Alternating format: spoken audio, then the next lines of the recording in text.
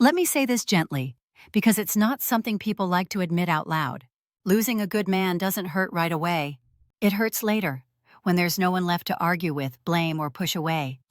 It hurts when the noise fades and reality finally has room to speak. At first, most women don't feel pain, they feel relief. Relief from expectations, relief from responsibility, relief from someone who stayed consistent when they themselves felt uncertain.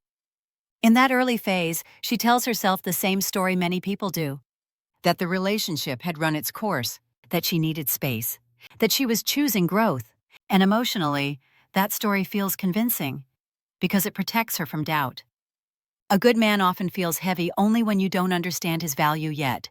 His calm can feel boring, his consistency can feel predictable, his patience can feel like something that will always be there. So she walks away without fully processing what she just lost. Life moves on. She fills her schedule. She talks more. She distracts herself with attention, validation, and new experiences. On the surface, everything looks fine, but something subtle starts happening underneath. The emotional stability she didn't notice before is gone. The grounding presence that regulated her moods isn't there anymore. The man who absorbed stress instead of escalating it has disappeared. And that absence doesn't scream, it whispers. Dr. Alena Ros's psychology explains this clearly. Women don't miss men immediately. They miss emotional consistency. And consistency only becomes visible when it's no longer present. She begins noticing how easily she's irritated now, how small things throw her off balance, how conversations feel shallow, how connection feels temporary. She might meet new people. She might feel excitement again. But excitement doesn't calm the nervous system. And eventually, the difference becomes obvious. That's when memory starts to change.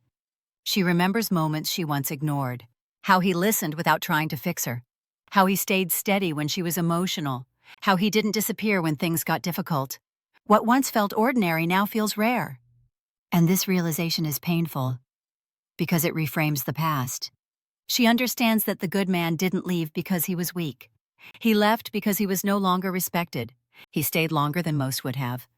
And when he finally walked away, he did it quietly. That quiet is what stays with her. There's no dramatic ending to fight against, no chaos to blame, just the awareness that something solid is gone. This is when regret begins. Not dramatic regret, but reflective regret. She asks herself questions she avoided before. Did I mistake peace for boredom? Did I expect perfection instead of appreciation? Did I assume he'd always be there? These questions don't come all at once. They come during quiet nights, during moments of stress, during times when she needs support and realizes no one really knows her the way he did. The pain deepens when she recognizes something uncomfortable. A good man doesn't just love, he stabilizes. He becomes an emotional anchor. He reduces chaos. He makes life feel manageable. And once that anchor is gone, everything feels slightly off. This is why the pain comes late.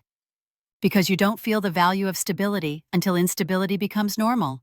She may try to recreate the feeling. She may look for the same patience in others, the same calm, the same emotional safety. But replacements rarely carry the same weight.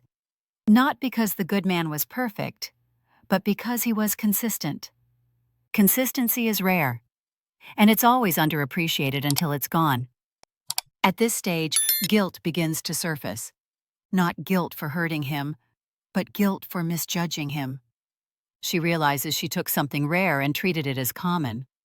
She assumed emotional safety was guaranteed. She didn't understand it had to be protected. This guilt is quiet. It doesn't beg for forgiveness.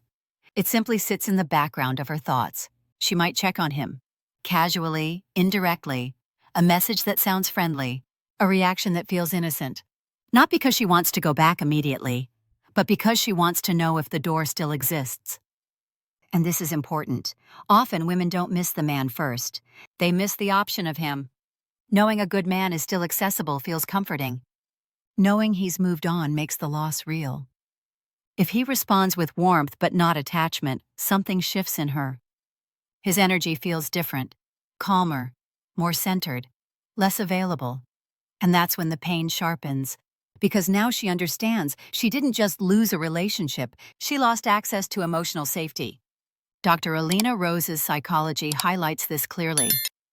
Women regret losing good men not because of loneliness, but because good men raise a woman's emotional baseline. Once you experience that level of calm, life without it feels heavier. This is why some women carry regret for years, not loudly, not publicly, but privately. They remember during moments of emotional overload, during failed connections, during instability they can't explain.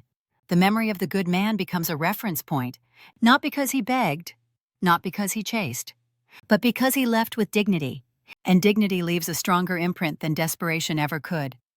A good man doesn't haunt because of drama. He haunts because of contrast, contrast between chaos and calm, between instability and grounding, between emotional noise and emotional safety. The painful realization comes too late.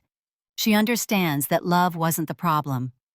Impatience was, entitlement was, assumption was, and by the time she sees that clearly, he is no longer the same man. He has grown, he has healed, he has moved forward, and that is the deepest pain of all.